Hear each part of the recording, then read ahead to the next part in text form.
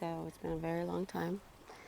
And today kind of proved why I have not been doing this very often. Because it seems like every time I do and I have a poignant point to make, my video gets deleted off of my phone before I can even preview it, upload it. Like, even if I just instantly did it, didn't edit it, and post it, it would still be gone. So it's been defeating, and it's not the only thing that's been defeating for me, and I think for a lot of you. And I think that's what's scaring the shit out of all of us, is that since 2020, like, we know what's going on. We know the energy shifts. We know the vibrational shifts, and we've been handling them. And it's almost like we got cut off, or the people that we thought knew got cut off, or I maybe stopped believing them. I don't really know exactly what, but something shifted, and it feels like we're all just finding our way in the dark. And it's scary and sad and lonely and hopeless. I don't want to say that word, but that's how I felt lately. It's very hopeless. I've been in physical pain, great physical pain. I never took the juice, but I took other juices. So it's not like I'm clean of juices. I've had them all, more than once, probably. And I suffer from fibromyalgia, and have been able to stave it off for most of it. Like, at first I got into pain pills and did too much of that and got away from that, and only do baths and like CBD oil and creams and massages and marijuana. Anywho, I wanted to do this video because I know nobody wants to say it, nobody wants to talk about it, but we all are fucking scared. We don't know what's going on. And it's getting to the point sometimes when we feel like we can't. Like, what is the purpose of it all? Why? Like, no matter what I do, shit comes. And why is that the case? Is there some that are more shit filled or shit desiring, or shit we're like downhill from the shit? Or is it purposeful? Like, are we being punished? Or are we trying to be thwarted with shit? Like, is the devil seeing our light and giving us more shit so we break? And when I think of that, that's the one that helps me the most, I think, because I'm stubborn and I'm like, no way. No matter what, I'm not fucking giving up. I won't give up. No, you're not gonna break me. I didn't come here. I haven't been here this long, this many thousands of years, to be broken anymore. No more. I hope you feel the same way. I hope this video helps you to understand, I think, what we're doing and where we're at. I know my videos are always crying, but okay. Have you delved into anything with the flat earth? I know that's like the kookiest of the kookiest of the kookiest freaking conspiracy theories out there, but it makes the most sense. I promise you. I'm going to put a link in the description on Norb's Flat Earth Theory, Metaphysics of Flat Earth, that Isaac Taylor posted a year or two ago. I probably watched this thing 17 times or more, because it's so much information. It's so much chemicals and sacred geometry and gematria and numerology and energy and light and vibration and electrical conduction and so many parts that are true in our world and our life. The flower of life is true. That is what each cell is made of. It is. But that can be the truth, and God can be at the same time. It's the same truth. It's just that people are trying to separate the truths. And, well, the devil is trying to separate the truth, so we don't know the whole truth. And we can't glean the whole truth and have it in our hearts to know what we do next. If we focus on one piece, we don't get the pie, we get the piece. So focus on the whole pie. Why? What? Who, where, when, what's truth? Because I went through the QAnon thing in the beginning of 2020. I did. But I didn't go so hard as a lot of the people that are like, I want the tribunals, I want the blah, blah, blah. They're all Guantanamo. Really, even if they were, even if they filmed them all being killed, basically, their trials being on the forefront of life, I wouldn't want to watch it. I wouldn't want to watch them be killed. My heart just couldn't take it. No way. No way in hell. That's not me. That's not what I've ever been. And that's not what any of you are. And the ones that got to that point, it made me feel like, okay, that's a little sick. That's a little weird. That's a little too fandom based. And I need to find the real truth in all of this. And so the things that felt true in that whole theory, I went into and I delved into, and that's how I found the theory, the metaphysics of flat Earth video that made so much freaking sense. Because not only did I do that, but I also learned about the Mayan calendar and how it's cyclical, and how they could say, based on the day, the Octung, the whatever, Baktung, and all these different things, what would happen on that day, what was best to do on that day. They knew.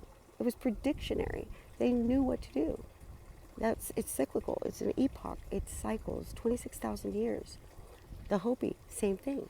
They even said we're in the fifth epoch. But I believe each epoch has a theme and a reason for it, and a lesson to be learned by the souls that are in it. And I don't know if we've learned them all and passed them all. I'm not really sure. Maybe that's why it's so clouded and weird, because if we didn't pass it fully in each of them, then we're more confused and we're more muddied, and we're not as pure, and we're not the wheat from the tare. Maybe that's what it is, really. Wow, I just thought of that.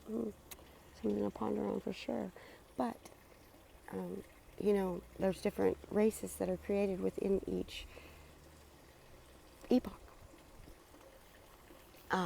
And so then, I was born and raised Catholic. I never got to First Communion because my grandmother died before I could get there. And I actually found God in other ways through all my friends, like probably different 20, 30 different Christian denomination type of churches. But they're all different, but the same, Jesus-based, God and Jesus-based, New Testament-based, King James Version based. And so I have had a hard time letting go of Jesus. Like I couldn't be Hindu because I believe that those gods, there are energies and specific power. Yes, there's something in there of importance, but they're not Jesus. They're not God. It was a time, a cycle of God, per se, I guess, maybe.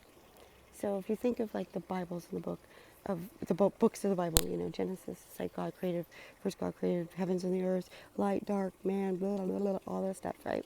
That's the first epoch, so that's chaos. So that's the time of like the Enki and Lil and the brothers, making the heaven and hell and architecting the world and creating it out of the chaos, mind you. But the second epoch, it's still chaotic. It's still not settled or right, and it still isn't now. But it was way worse then. And Adam and Eve, the Garden of Eden, the apple, the snake, the tree of knowledge, all of that. Think of, if you know anything about the Hindu religion, think of Shiva and Shakti. Wasn't Shakti born of Shiva? Out of Shiva? From Shiva? So Shiva's beautiful love, Shakti, his love of his life, his twin, was born of him. Okay? But then she became Kali Ma, the righter of wrongs, the justice bringer, the powerful God that could suck the blood of demons away and make them go away. Like that one that perseverated, like a drop of blood would fall on the ground and another one would pop up of that same thing. It's like the Hydra. Just repurpose, regenerate. She could suck the blood of those entities and get rid of them. That's not just, that's Mama Bear. That's what the Mama Bear is for all of us now. If you have children, you're a mother, you get the Mama Bear. And you have strength you have never thought of. And you're crazier than crazy. And you're like blind fury. And what did she do? She killed her Shiva, her love of her life. in that chaos and in that frenzy of that pain. So then you think of like the book of Enoch and the Nephilim in the Bible and the giants and the watchers and how the watchers bedded women and made the Nephilim. Think of David and Goliath. Think of Noah and the ark and grabbing every animal and its female or male counterpart to repopulate the earth after it was done, because that was the way to get rid of the Nephilim. The blasphemy that was created by the watchers and the humans making babies. And then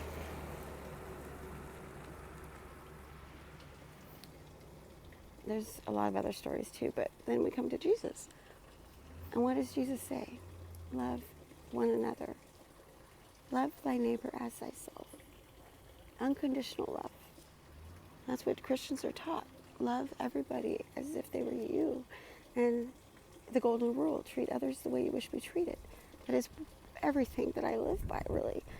Like, I treat people the way I want to be treated. Sometimes I don't. Sometimes we all don't, because we're too in pain or too clouded to see why we're doing what we're doing. And we don't take the time to look and see why we do it. We just do it. And it hurts people. And it really ultimately ends up hurting ourselves, because Satan has clouded that whole teaching. Love thy neighbor as thyself. Well, how can we do that if we're so egoic? When we're already narcissistic and borderline and crazy. And it's almost like if you do love yourself, you're viewed upon as like narcissistic. Like, oh, well, look at you. You're just so wonderful. You know you're so wonderful. Let me go away. Oh. No, we're being gaslit.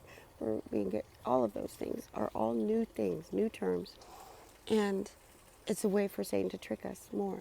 Because the moment that we get to the point where we do actually try to love ourselves and protect our heart and our soul and be for us first, that's how we love our neighbor. Are you good? As you, are you good? If you're not, don't go help Joe Blow. Figure out how to help you. Because helping Joe Blow depletes from you. And the whole point, if you think of Jewish tradition in the Hebrew language, it's how do you read it? How do you read Hebrew? Right to left. That's very old sacred knowledge, right? Hebrew language, that's one of the first languages, first scripts, whatever. Yeah, but how do they read it? Right to left. So if you go and look at that verse, I don't even know what verse it is in the Bible, I'm so sorry, but love thy neighbor as thyself. Read it the other way. Love thyself as thy neighbor. That's the purpose. That's the whole point. And if you can't get there because you're too broken and in pain for what has happened to you, then I'm sorry. But the ones that have done the work, the internal work, that are now hurting and don't know what the hell to do and don't know what they're doing wrong, it's not your ego that you're trying to heal and love. It's you, your soul, your light, your vibration, not the ego. The ego is the shield and the trickery. Figure out why you do what you do. Who does it help? Who does it benefit? Why? What part of you is it benefiting? If you figure that out, then you can figure out why you do what you do and stop doing the things that injure you, which in turn injures your neighbor. Because if you start doing those things for yourself, other people will see that and go, wow, that's interesting. Maybe I should do that. And they do it. And then their soul, their heart, their vibration is more filled. And when more of us do that, and we're more filled with unconditional love for ourselves, then we don't hurt each other as much, because we don't hurt as much. There's not that obtuse pain in the middle of your day constantly, where you have to lash out sometimes when you're impatient, you're tired, you haven't filled your heart enough for you, knowing how you do that. You hurt another. Your daggers go out or in. You hurt yourself too. You do it too to yourself. No daggers. No daggers. Thing is you need to stop the ego. Don't do it for your own feeling and like I'm amazing. Look at how I made people feel. No. How do you feel? How do you make you feel? If all you're spouting all this love and bullshit to people and they're like, oh yeah, eat it up, woo, woo, woo. But inside you're like trembling and like, I can't fucking do this. Stop it. Don't lie to me. Don't lie to you. Be true. Be you. This is the time to do it. Now is the time to be who you are. Fully, unapologetically, lovingly, Christ-like. Be you. And look into that metaphysics thing, because I'm telling you that if you look at like the Hindu thing that I said, and Shakti and Shiva, and you look at the Egyptian stuff, and like Ra, and oh gosh, I can't even think of the freaking group, Osiris and all of that, like those were certain epochs of time. So find the truth in those epochs. What's really true out of all those epochs? What time frame in the Bible was it talking about during those epochs? You can figure it out. If you think of the Bible, think of the main stories that they taught you, and you go through them one by one, sectional. They're there. Think of the Tower of Babel. Was that not Atlantis the same? We got too big for our britches? That's also part of the Hopi tradition, where he said that God muddied the language and he set them off to different parts of the world to walk the world, the earth, and populate. The yellow, they got the spiritual knowledge. The red got the earth knowledge. The blacks got the, oh God, I forget. But look at the Hopi thing, because it all makes sense. And so if you think of how the Hopis speak of it, those are the epochs. How the Bible goes through it, those are the epochs. But they're not one and the same. Shakti and Shiva were not there when Jesus was. Like, you know what I mean? I mean, Adam and Eve and Jesus, they're not all the same time frame. It's hundreds of years, maybe even thousands of years of information held in that book. And we don't need to flower the words.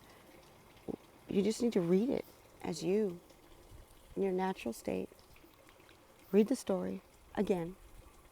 Not just what you remember from your childhood, but read it again and see where it aligns, because it does. I promise you. It's so crazy, because that's the thing. The truth is everywhere, in every religion. And when it aligns, all of them align up, that is the truth. That is God. That is source. That is whatever you think it is. Yeah. It's divine. It's beautiful. It's amazing. It's a miracle. It's Jesus. It's God. You're not Jesus. Sorry. You're not. Yeah, there's Christ energy. Yes, I know, but Jesus was a person. He was a man. He came here for a reason. So did all the others, though. That's the thing to get the gist of. But to honor Jesus more in this epoch makes sense. It's right. It's what we're supposed to learn. Unconditional love. Love yourself as thy neighbor. I love you. I hope you understood or resonated with some of what I said, because I've been stewing about it for a minute, because I've been really struggling. But I'm not anymore. Not as bad. I know what I need to do. And it felt good to share this with you too. Peace be with you. Namaste. Whatever else you want to say. Ole. I'm a dork. Thanks.